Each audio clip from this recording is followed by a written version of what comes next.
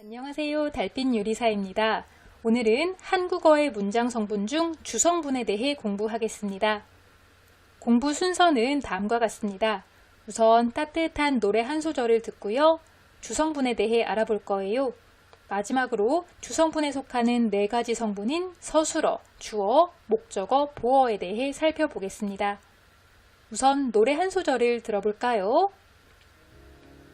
손 흔드는 내가 보이니 웃고 있는 내가 보이니 나는 영원의 날개를 달고 노란 나비가 되었어. 루시드 폴님이 작사, 작곡, 노래를 한 아직 있다라는 곡의 일부였습니다. 오늘은 이 중 나는 영원의 날개를 달고 노란 나비가 되었어 라는 문장을 중심으로 공부를 해봅시다.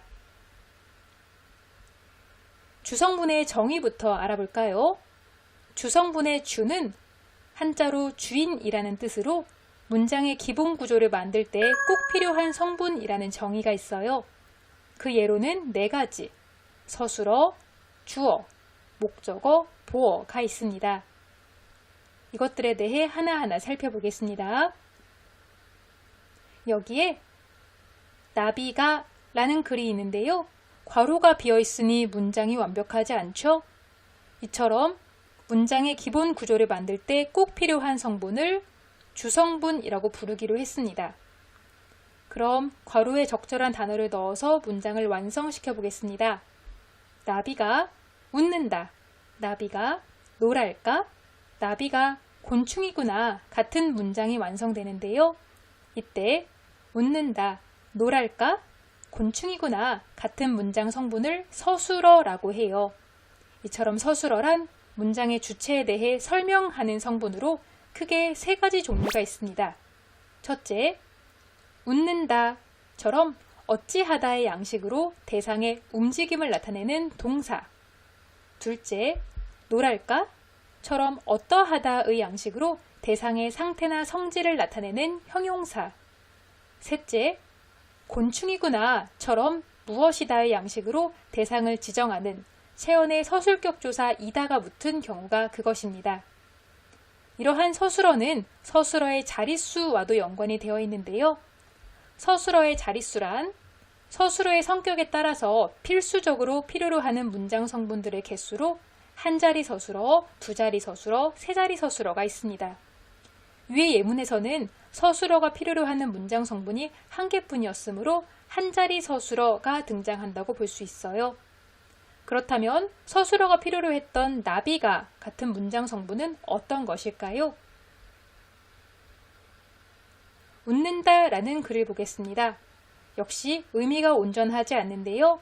괄호 안에 적절한 단어를 넣어서 문장을 완성시켜 봅시다. 나비가 웃는다.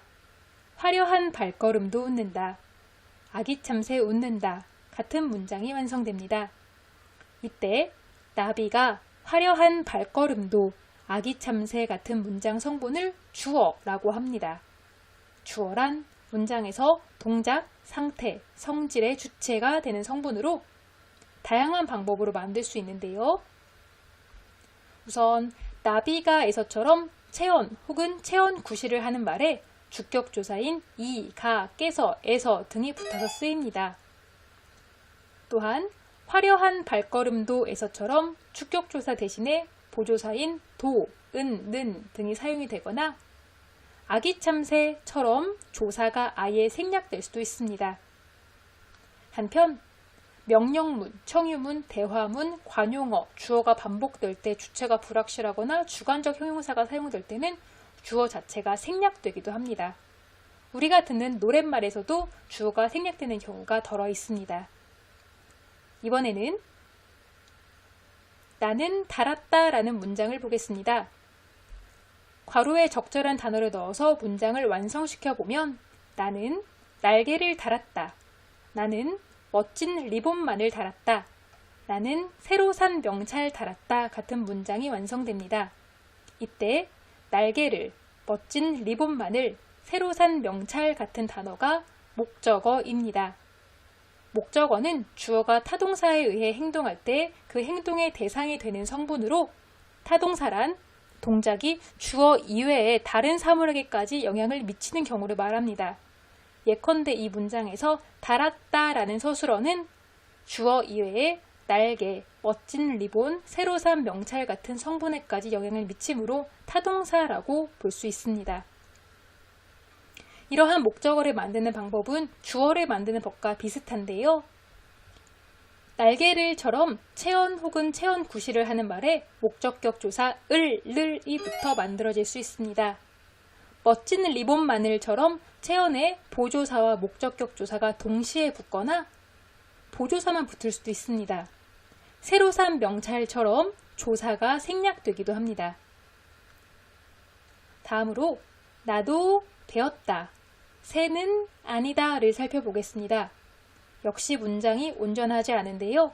괄호에 적절한 단어를 넣으면 나도 노란 나비가 되었다, 나도 친구는 되었다, 새는 아픈 것만이 아니다, 새는 너에게 주는 선물 아니다 같은 문장이 완성됩니다. 이때 노란 나비가 친구는 아픈 것만이 너에게 주는 선물 같은 문장 성분을 보어라고 합니다. 보어는 서술어 중 되다 아니다가 꼭 필요로 하는 성분으로 주어 목적어와 비슷한 방식으로 만들어집니다. 우선 노란 나비가처럼 체언 혹은 체언 구시를 하는 말에 복격조사 이가를 붙어 만들 수 있습니다. 친구는처럼 체언에 보조사만 붙거나 아픈 것만이처럼 체언의 보조사와 복격조사가 동시에 사용될 수도 있고요. 너에게 주는 선물처럼 조사가 생략되기도 합니다. 지금까지 공부한 내용을 정리하겠습니다. 문장을 이루는데 없어서는 안 될 필수적인 성분인 주성분에는 서술어, 주어, 목적어, 보어가 있었습니다. 서술어란 나는 나비가 되었다에서 설명해주는 부분으로 문장에서 주체를 서술해주는 말입니다. 주어는 나는 나비가 되었다에서 무엇이에 해당되는 부분으로 문장에서 동작, 상태, 성질의 주체를 나타내는 말입니다. 목적어는 나는 날개를 달았다에서 무엇을에 해당이 되며 타동사에 의해 표현되는 행위의 대상을 나타내는 말입니다. 보어는 나는 나비가 되었다에서 나비가처럼 무엇이에 해당이 되며 서술어, 되다, 아니다가 필수적으로 요구하는 말입니다. 이제 서술어, 주어, 목적어, 보어, 즉 주성분에 대해 익힌 지식을 앞서 들은 노랫말에 적용해 볼까요? 나는 영원의 날개를 달고 노란 나비가 되었어에서 서술어를 먼저 찾으면 달고와 되었어를 찾을 수 있습니다. 이때 달고의 주어는 나는이며 나는 달고에서 부족한 부분, 즉 영원의 날개를 목적으로 찾을 수 있습니다. 되었어라는 서술어의 주어는 노래에서 생략된 나는이었고요. 나는 되었어라는 문장에서 부족한 부분인 노란 나비가 라는 보어를 찾을 수 있었죠. 그럼 오늘 공부 내용을 토대로 질문 한 개를 드리겠습니다. 벌은 나비가 아니다 라는 문장에서 각 어절의 문장 성분은 무엇일까요? 그럼 오늘 영상을 마치겠습니다. 감사합니다.